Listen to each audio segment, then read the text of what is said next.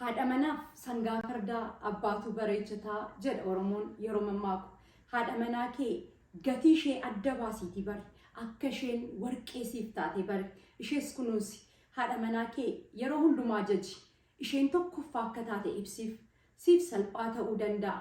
Isheedhaaf garuu akka isheen of utubduuf konfidensii yookiin ofitti amanamummaa akka qabaattuuf laga barbaadde ce'uu akka dandeessuu fi sammuu isheerratti hojjettee jechuudha. Dubartoota biraan isheen madaaliin yookiin safara dubartoota biraatti safarteen isheen madaaliin dubartoota biraas biratti hin jajiin jaalala dhugaa kenniif jaalala dhugaas itti agarsiisi. Isheenis yeroo hundumaa yoo akkas gootatee sirratti of gattee jiraattiin isheenis si dhabuun barbaaddu waan ta'eef si gammachiisuudhaaf yaalti. Bu'aa isaatti situ fayyadamaa jechuudha. Haadha manaa kee yeroo jajju ala ishee jajuurraa keessa isheetti xiyyeeffadhu. Dubartiin hunduu bareedduudha. Dubartiin fokkistuun hin jirtu.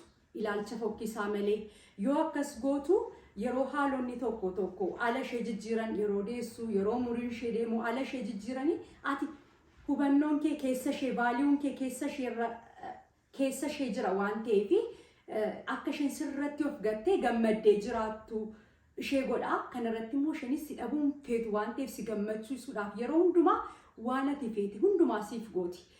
Kanaaf haadha manaa kee ala isheerraa keessa isheetti xiyyeeffadhu. Waan siif deesseef yookiin abbaa si gooteef gatii isheen xiqqeessin kabaja laadhuuf hin dhoksiniin addunyaan kun isheedhaafis takkaadha waan ta'eef abjuu ishee akka isheen galma gahattuuf utubi yookiin ishee deeggari. Tasa isheen sobiin dhoksaa kee waliin mari'adhu. Isheen mudaa keessiif dhoksitee hir'uu keessiif guuttee si waliin jiraatti. Akkuma qullaa kee yeroo hundumaa isheef ifa gootu wanta yaaddus wanta sammuu kee keessa jirus ishee dhoksuudhaaf hin yaaliin. Akka isheen adda taatee mul'attuu fi sababa ta'eef fakkeenyaaf yeroo isheen bisheessitu yeroo ijoollee wajjin rakkattu teessee TV ilaalta yoo ta'e sammuu isheedhaaf gaarii miti. Biruma dhaabadhuutii yoo xiqqaate akka ishee wajjin hin jirtu yeroo isheen odeessitu qalbii kee guutuudhaan dhaggeeffachuu kee hubachiisuudhaan deebisuufiidhaan akkati wanta hundumaanii ishee wajjin hin jirtu akkati ishee dhaggeeffattu akka lapheen kee isheef banaatee hubatti. Kanaan immoo jireenya ishee yookiin gaa'ela ishee irratti konfidensiidhaan akka isheen jiraattu ishee godha. Yeroo wajjiniin deemtuu hammachuudhaanii jaalala kee itti agarsiisi. Bakka deemtu hundumaatti haadha manaa koodha jettee wal barsiisuudhaaf ittiin qaana'in isheen haadha manaa keedha waan ta'eef dogoggoroota kee yeroo sitti himtu dhiisuudhaaf beellama hin baay'isin. Fakkeenyaaf bara dhufurraa kaasee yeroo mucaa godhadhurraa kaasee jettee sababa baay'ista yoo ta'e abbaa manaa ta'uudhaaf akkati gahaan taaneedha kan isheen si hubattu. Sammuu ishee keessatti illee si tuffachuu dandeessi. Akka isheen of eegduu fi yookiin akka isheen yeroo hundumaa bareedduu siif taatuu fi godhi.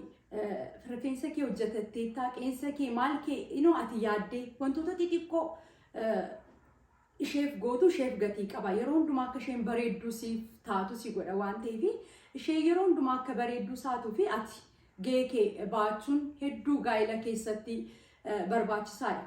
Egaa gaa'elli barannee eebbifamnee kaanee mana barumsaa bara keenya guutuu barachaa jiraannudha.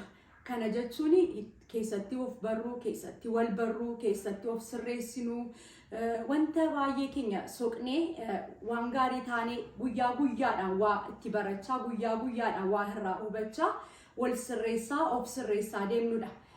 Mana barumsaa gaa'elaa kanatti haadha manaa kee wajjiniin bara kee guutuu wajjin barachuuf yoo murteessita ta'e kun gaa'ela kee hedduu barbaachisaadha. Yeroo hiriyyummaa keetii yookiin yeroo gaa'elaan duratti barcuma harkistee teessista yoo ta'e konkolaataa kee dura ishee bantee ishee seensista yoo ta'e yeroo reestooraantii deemtanii nyaata akka isheen dursitee filattu goota yoo ta'e yeroo wal fuutanis kana gochuurraa of hin qusatin. Sababiin isaas akkasiin walitti buutanii fi carraa banteefi jechuudha. Wantoota dura gootu hundumaa isheedhaaf gochuurraa of duuban deebiin.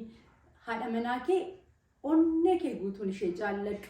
Haadha manaa kee gammachiisuudhaaf yaali.